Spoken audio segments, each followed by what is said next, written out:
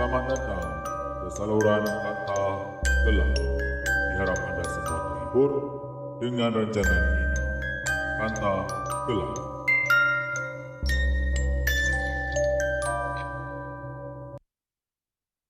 Hello. Hai guys. Bersua lagi dengan saya Angie dalam Kanta Kelam Channel. Salut. Okey. Macam mana? Bagaimana hari anda hari ini? Diharap semuanya seperti yang telah dirancang lah. Saya harap kita sama-samalah jaga SOP yang telah ditetapkan agar jumlah jangkitan mampu diturunkan ke tahap yang benar-benar elok dan kita mampu kembalilah ke norma-norma dulu yang pernah kita buat kan. Dah tak mampu lagi dah sekarang ni. Dengan keadaan sekarang ni rasa macam tertekan lah, tapi saya coba untuk buat ni semua untuk busykan diri dengan work from home, bekerja dari rumah, dan saya selitkan sedikit masa terluang buat video-video ini untuk anda semua ya. Tepuk tangan sikit. Thank you. Alright. Okey, di hari Kamis, malam Jumaat ni, malam apa ni? Malam Jumaat.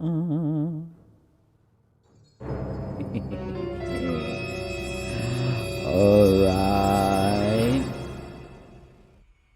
Okey, memang hari untuk perkongsian saya kisah-kisah seram yang telah saya carilah di laman Sesawang dan kemudian saya ceritakan kembali kepada anda semua ya.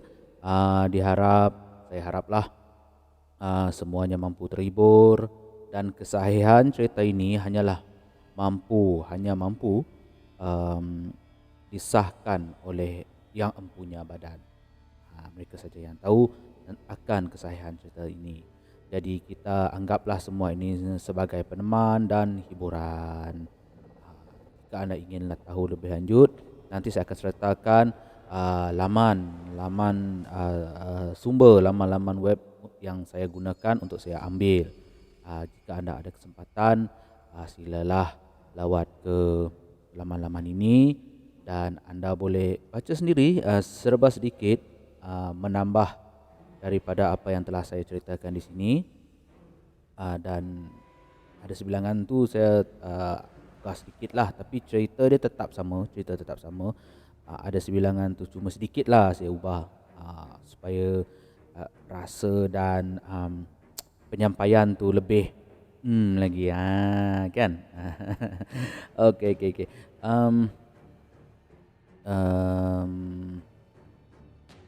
Tapi saya nak ingatkan juga, jangan lupa benda ni memang boleh terjadi sebab dekat di dunia ni bukan kita aja tahu. Alright lah. Okay. Tanpa buang masa lagi, jom masuk ke kisah pertama. Jom.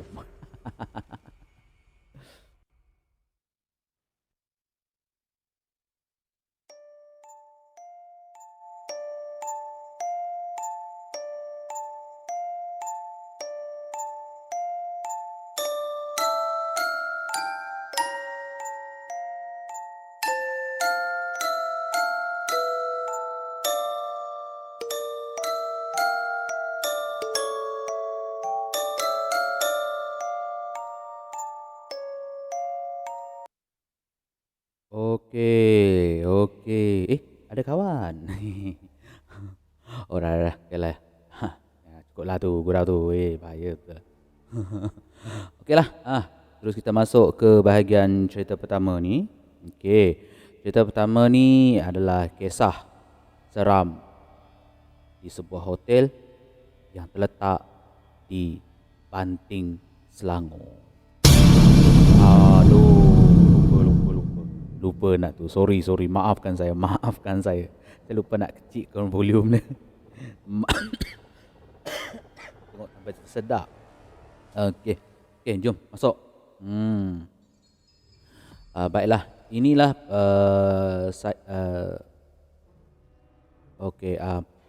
baiklah. Saya ini berkongsi kisah yang telah saya dapat dari sebuah laman sesawang. Saya akan sertakanlah macam yang saya cakap tadi, laman tersebut di dalam data untuk video ni nanti. Okey. Ia berkisar tentang sebuah hotel yang agak terkemuka lah bagi saya. Hotel ini terletak di Banting, Selangor. Jadi saya mohon maaf sebab saya tak mahu. Saya sebenarnya tak mahu. Saya tak nak kongsikan nama hotel tersebut. Memang sebenarnya dia memang ada full name dan saya dah tengok pun hotel tu macam mana dalam itulah masa saya cari ni kan.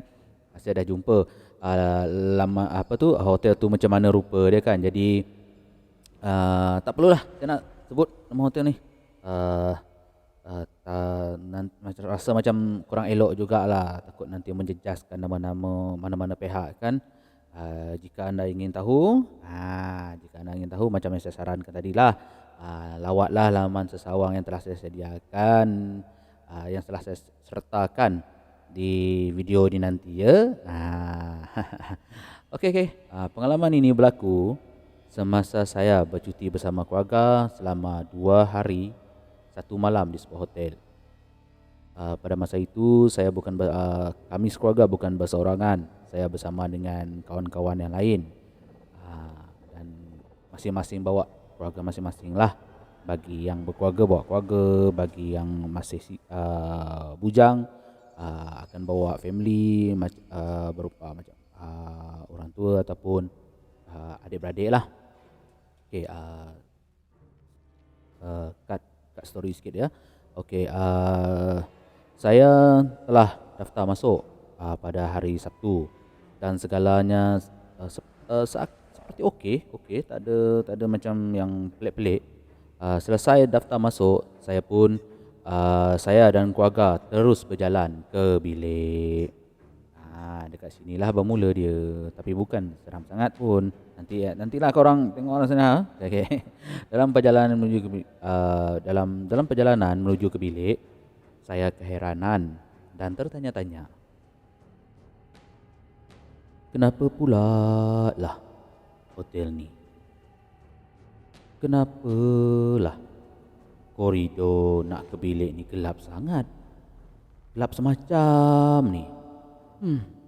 Dah macam dalam cerita hantu lah pula. Adik.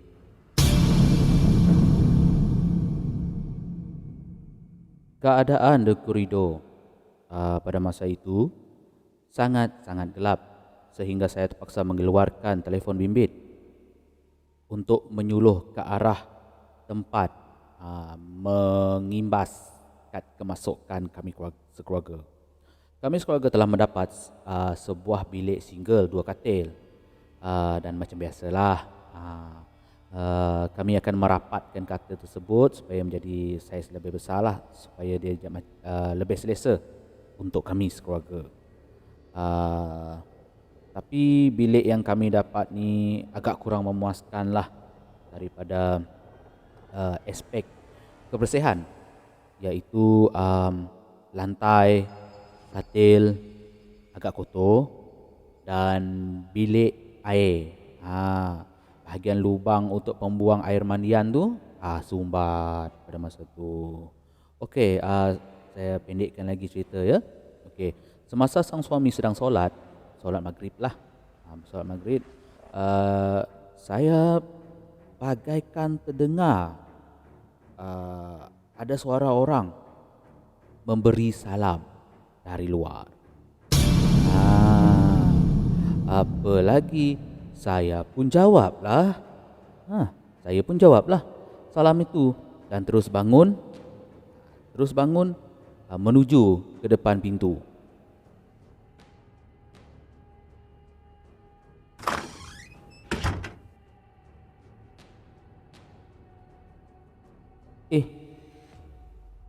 Siapa pula yang beri salam ni tadi? Mana pula pergi orang ni? Dah beri salam, hilang pula. Main-mainlah dia orang ni. Kata saya dalam hati. Saya pun tutup balik. Tutup balik pintu dan kembali ke tempat duduk saya tadi bersama dengan anak-anak. Dan saya pun tanya pada anak-anak, adakah mereka pun sama mendengar suara orang yang beri salam tadi? Ternyata anak-anak pun cakap, ya. Serentak lagi dia orang cakap ya tu. Mana tak terkejut kan? Sebaik sahaja sang suami selesai solat, dia pun macam biasalah, dia pun bertanya, siapa yang beri salam tadi? Jadi saya pun jawab, tak ada siapalah bang. Apa lagi? Apabila si suami dengar keadaan yang macam tu, si suami pun kasihlah ayat sikit. Lain kali periksa dulu sebelum buka pintu. Ini tak main buka je. Bahayalah awak macam ni. Kalau dibuatnya perompak ke, kan teruk kita nanti. Dah lah ada budak-budak ni, awak lagi, saya tengah solat lagi. Awak ni lain kali jangan buat macam ni tau. Bebel sang suami.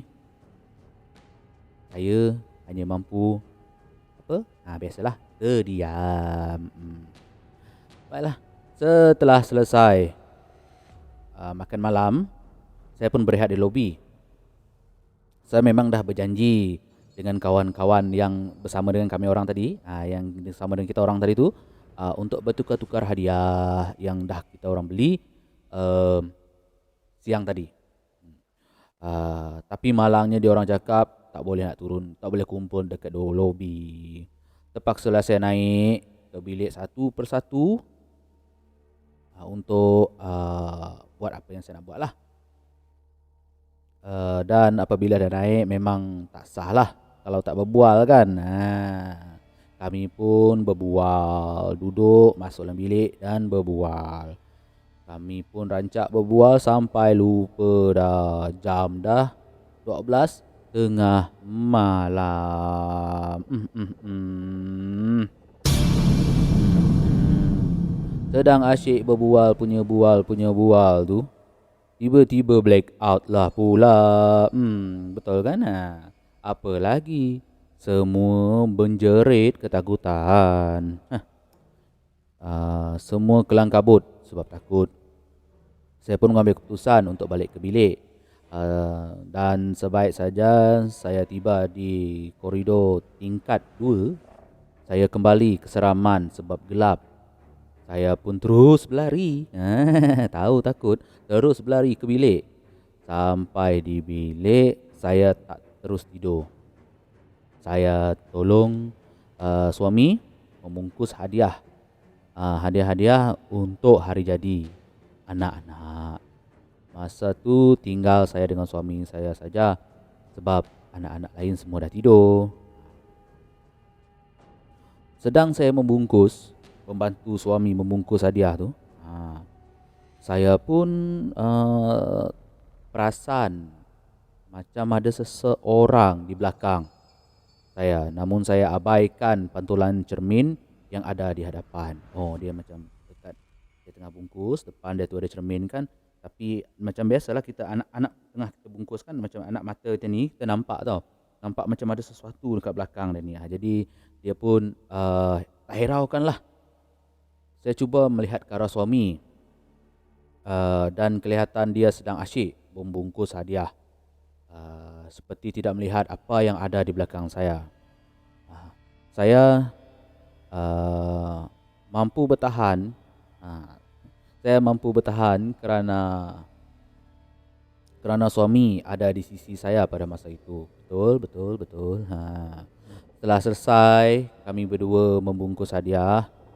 Saya pun mendongak lagi dan bayangan hitam. Bayangan hitam ini sekarang ni bentuk dia dah semakin jelas tau. Bayangan hitam ini yang seakan-akan perempuan masih ada di belakang saya. Ah, saya saya tak takut. Saya takut.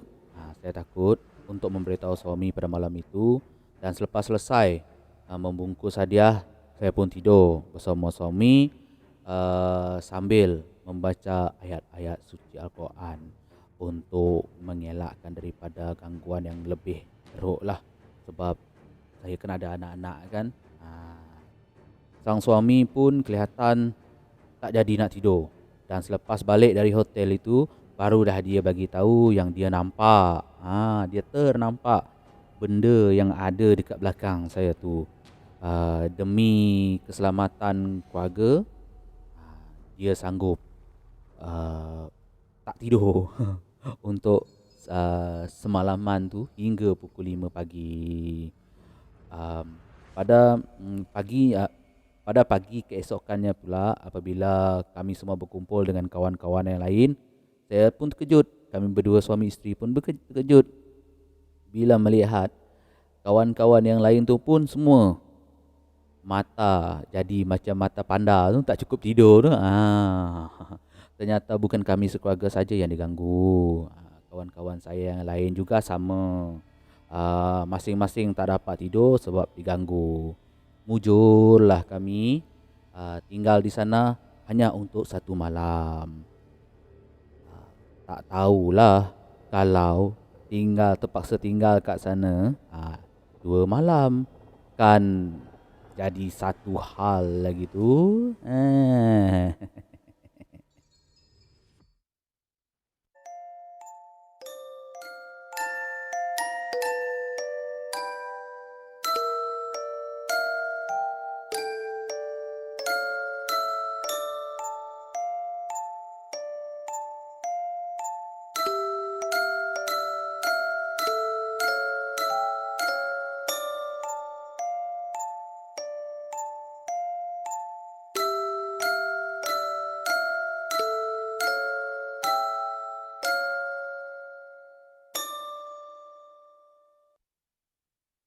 Okey guys, okey, biasa kurangkan dulu sebelum saya terlupa lagi ke bom macam tadi kan. Aduh, kesian, sorry.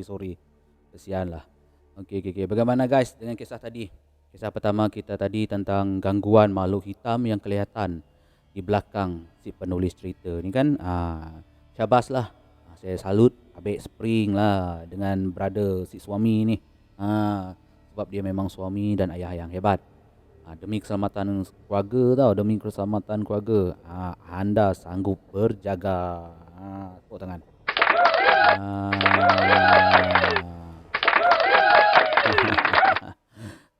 Jadi kalau bolehlah, janganlah jadi suami ataupun ayah yang tengok tilam, tengok katil terus berdengkur.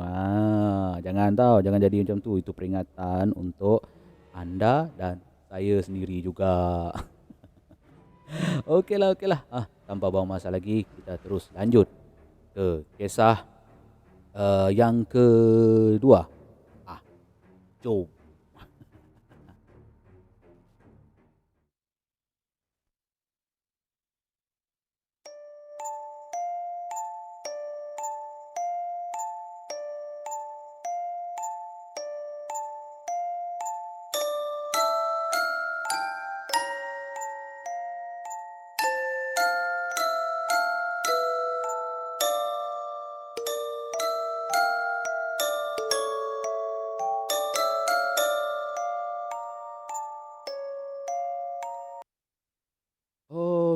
Okey. Kali ini kita akan ke mana?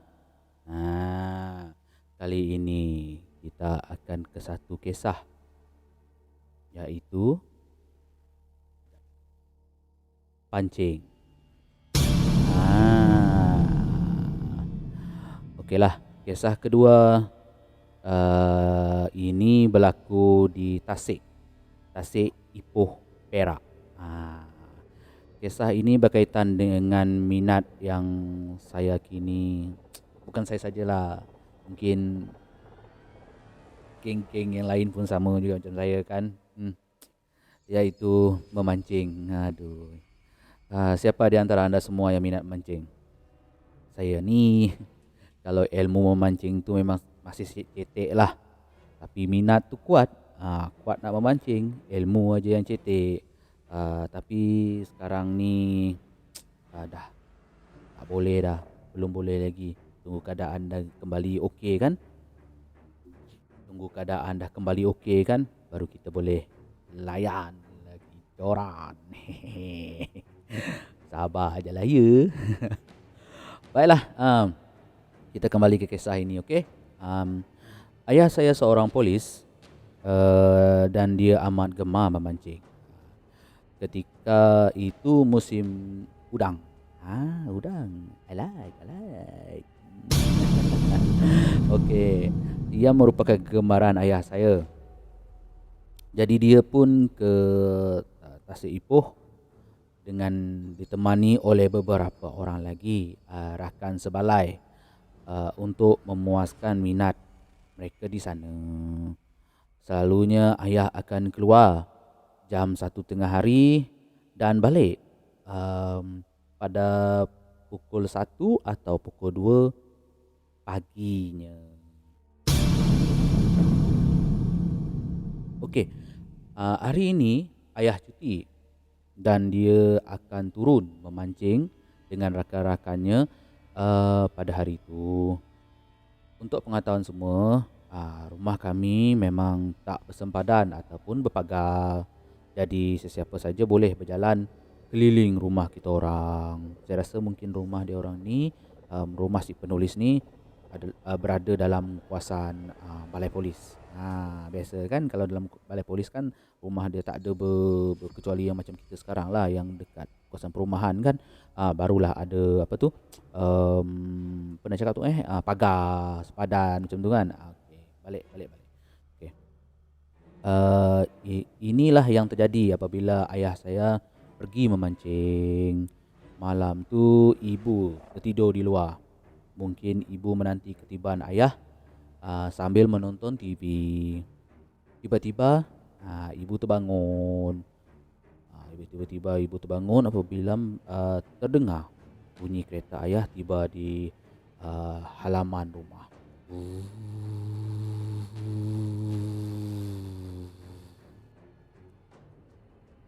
Ibu pun bangun dari sofa dan menjenguk dari bilah tingkap. Ya, memang ayah dah balik. Ibu melihat ayah ada membawa gabut. Untuk pengetahuan, gabut ini adalah tempat untuk menyimpan hasil tangkapan. Itulah gabut dia. Okay. Ibu tersenyum sebab itu tanda ayah berhasil menangkap sesuatu pada hari itulah. Okay.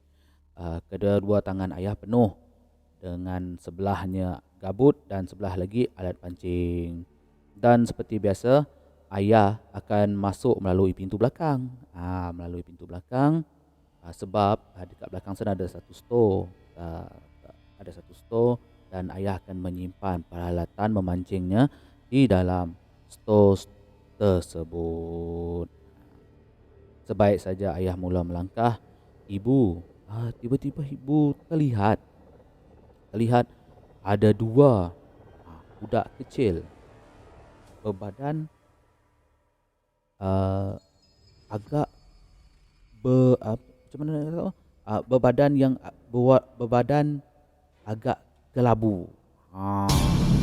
Berbadan agak kelabu dan telinga mereka runcing. Di belakang dua orang budak ni pula ada satu sosok wanita. Satu sosok wanita berambut panjang, tinggi, sambil dia hayun kepala kiri kanan. Apa lagi, bukankan setakat ibu si pencerita. Saya pun kalau tengok benda macam tu, mengantuk-mengantuk pun tak ada mengantuk lagi. Confirm akan segar lah mata. Jadi mata si ibu pencerita ni pun, mata ibu saya pun segar balik. Ibu ni sebab biasalah kan, kita diajar dari dulu kan, jangan tegur. Ibu tak nak tegur. Dia cuba menatap ke arah ayah, dengan harapan ayah akan menoleh ke arahnya. Nasib baiklah, nasib baik juga. Ayah tersedar ibu sedang mengintai dari tingkap dan dia tersenyum ke arah ibu. Akan tetapi ibu tidak membalas senyuman ayah, dan ayah seakan-akan tahu itu sebagai macam signal macam mana, isyarat ibu yang mengatakan ada sesuatu yang tak kena sedang terjadi pada ayah. Sesampai di belakang, ibu pun menyambut ayah, tapi ayah tak terus masuk ke rumah. Dia cuma berdiri di muka pintu sambil membaca ayat-ayat suci Al-Quran sebelum dia melangkah masuk. Kelihatan ibu tersenyum sedikitlah, lega melihat ternyata ayah faham apa yang ibu maksudkan. Gabut dan alat-alat pancing ayah tinggalkan di muka pintu pada masa itu. Ayah terus masuk ke rumah. Selepas selesai dia membaca ayat-ayat suci tadi kan, dia terus masuk. Keesokan paginya, ibu dan ayah bangun awal dan melihat Gabut yang masih berdiri di muka pintu. Sememangnya benar ayah mendapat hasil yang baik malam tadi. Namun kelihatan ada dua ekor udang yang saiznya jauh lebih besar daripada saiz udang-udang lain yang ayah dapat. 2 ekor. Apabila si ibu teringat apa yang terjadi semalam kan, apa yang dia nampak semalam tu, sepintas ibu terus ingat apa yang dia tu. Dia pun bergegas mengambil udang tu dan mencampakkan udang tersebut ke anak sungai yang ada di kawasan rumah kami. Bila ditanya kembali pada ayah pun keheranan juga, sebab hanya ayah saja yang berhasil memancing pada malam tersebut. Kawan-kawan dia yang lain semua pulang dengan tangan kosong. Di situlah ayah termenung dan teringat satu pesanan dari kawan-kawannya yang melarang membawa benda-benda pelik jika pergi memancing.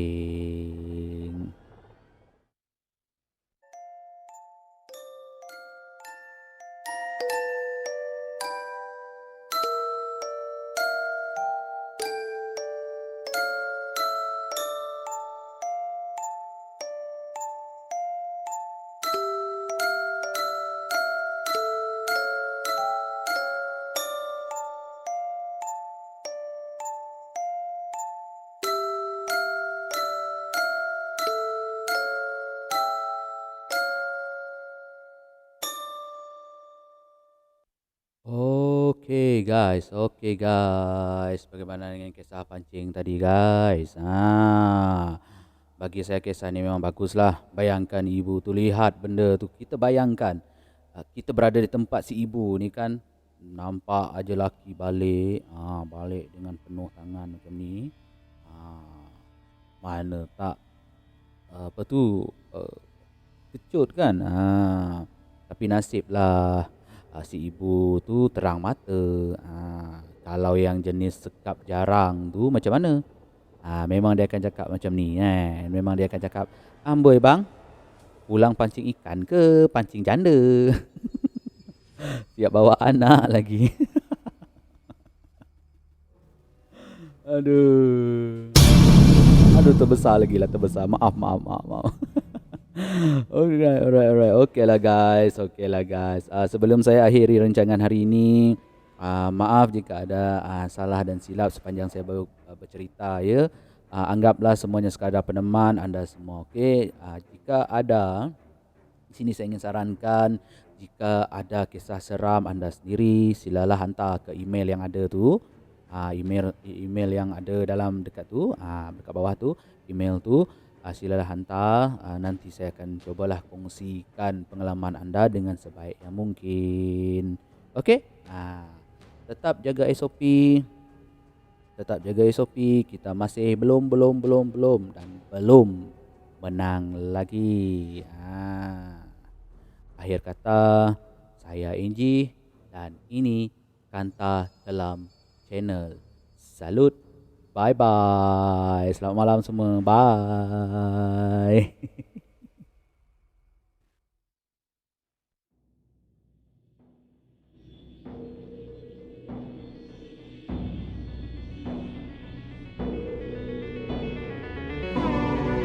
Terima kasih telah membina saluran kata. Harap semuanya terhibur dengan pengungsian yang telah disampaikan. Kerana semua ini hanyalah satu hiburan. Sampai jumpa lagi.